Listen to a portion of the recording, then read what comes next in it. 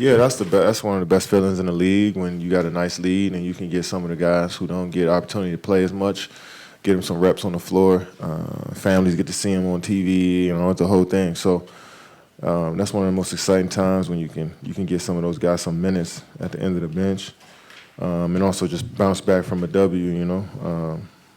Every game is going to be an opportunity for us to continue to build who we are and build our system. And I think tonight's one of those nights that we moved in the right direction. How important was it tonight for you to still trust guys to shoot it and then find guys and then them being able to knock down shots? Yeah, I think that's the difference between this game, last two games. I mean, taking 20-plus shots really not my game unless I really have to. So tonight, I didn't take a lot of shots, but I felt like I had the ball a lot and was able to make plays and put my teammates in good positions and put myself in good positions as well. So I think we played off of each other tonight. EG got us going early. Grayson got it going in the third. We was able to just move off of one another, and that's really what basketball is about. So it's an exciting win, and hopefully we build on this.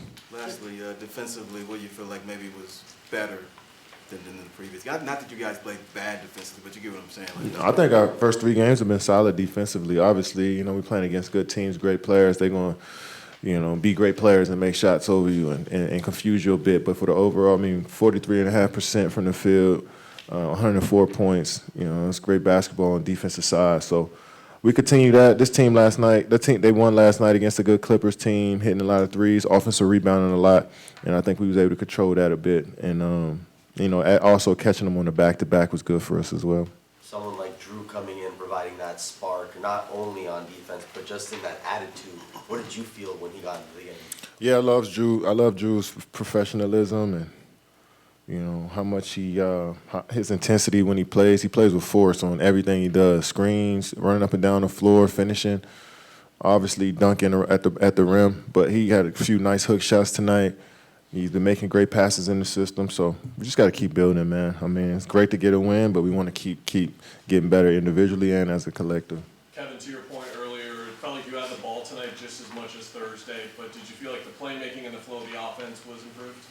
Yeah, for sure. Just not forcing anything. I feel like I definitely forced a few shots last game. Well, not a few. I forced a lot of shots last game. But, earlier in the game, guys got it going. Was able to pick and choose my spots a little better tonight, and which opened it up for me, and my teammates opening the game up for me, being able to get downhill, score points. EG and Grayson did a good job of putting pressure on them. And then when Goody came into the game, he put pressure on everybody on both sides of the ball. So, it's a great start for us, and we was able to cruise from there. When shooters and scorers like Eric and Grayson have a rough shooting night or two, you just know it's coming, and it did tonight, right? Yeah, it's a long season. Guys work extremely hard their whole lives, and to be in this position. So missed shots, it's something that we tend not we don't worry too much about as professionals. This is the other stuff that usually feeds into you playing good on offense, which is being in your position, being a great teammate, just guarding up on defense. Usually when you do the right things on defense, your offense will come around. And tonight we were solid on D. Kevin, can you speak to your time with Steve Nash in Brooklyn and just kind of what you learned from him and what this night meant for him in the Ring of Honor and everything? Yeah, Steve is a special player, special person, somebody I got to work with since 2012, 13. When he was just transitioning out the league, worked me out in the summer times. And then when I got to Golden State, he was a special consultant and came here once a month to work guys out, and then obviously head coach in Brooklyn. So we spent a lot of time together. I got a number of respect for who he is as a man and his family, but his basketball mind is just next level. Just the details that he goes through, to get himself ready for his 18, 19-year career. I forget how many years he played. Sorry. But his preparation, all of that stuff, his story, coming from where he came from, Steve is an inspiration to a lot of people, and he meant a lot to the people here in the Valley. So I'm grateful I got to see him tonight. It was a long time ago, but to go back to the consultant work, do you remember your reaction and your thought when you first heard that he was going to come in and get to talk and work with a basketball mind like that? When I got to Golden State? Yeah. When I got there, he had been doing that for about a year already, so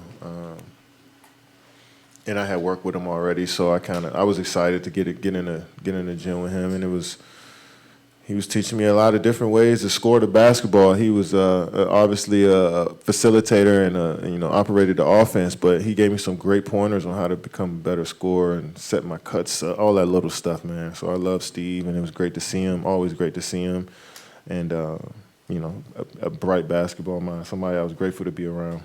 I know you're a big basketball fan, just like the rest of us. So what's it like when, if you caught the end of the ceremony at all, seeing those banners go up and just those legends being honored? Yeah, I mean, it's just every arena I go into, I tend to look up and look at all the past greats and the banners that's up in the rafters, and you playing for the Suns, I want to be a part of that, and those people inspire me and what they did for this organization and for this city, and you want to go out there and represent it just like they did. So it was great. Matt is doing an amazing job of just bringing everybody back and making this organization even more of a family atmosphere. So tonight was one of those big nights. I don't know if you caught it at the end of the first half when there was 6 seconds left. They were doing that review, and there was a "Let's go D-backs" chant that went through the arena because they had just won. Did you guys hear that on the floor at all? Yeah, we heard that on the floor. The game was on pregame in the locker room. We're very excited for the D-backs. World Series here in Arizona is going to be extremely fun. I don't know when the games start, but hopefully we can catch a game. Monday, Tuesday, Wednesday. So. Oh yeah, we got a chance to. Monday and Wednesday open. Yeah. I'm excited about that. And coming back 1-1. Nah. I'm gonna just watch from the sideline with my sunflower seeds and enjoy the show. But I'm excited for the guys. They coming back with a lot of energy, being 1-1. Is it 2-3-2? Yeah. So yeah, that should be. Split it. Yeah. That's a big opportunity for those guys. So I'm excited for everybody in Arizona. You guys had the good seats for that Philly game, but for the wrong reasons. Say it again. You guys had the good seats for that Philly game, but for the wrong reasons, like the home runs. Yeah, I know. But hopefully we got them seats reserved. Matter of fact, me and Book need them 2 seats again. It might be tough in the World Series. I think that'll Speaking about facilitation, with how you open up the offense, but how do you see Jordan and what he does? He scored a lot off the bench, obviously, with the most with Drew, and did the same last game against the Lakers. What has he done to help beyond just being a defensive player? Just his fundamentals. He's a fundamental player. You can trust him with the ball, not gonna turn it over, make crazy plays. That's outside of himself. He's just gonna play the right way. Me and Brad was talking about it on the bench, how fundamental Jay Good is, and he comes down, hop steps on a pass, and makes a perfect chest pass to the guy on the other side of the floor. And you don't see that a lot in the league. The fundamentals like that. So. We're going to need him to be that pest on the defensive side, but when he get an opportunity to score the ball and be aggressive downhill on offense, we need that too. Thanks. Thanks, Devin.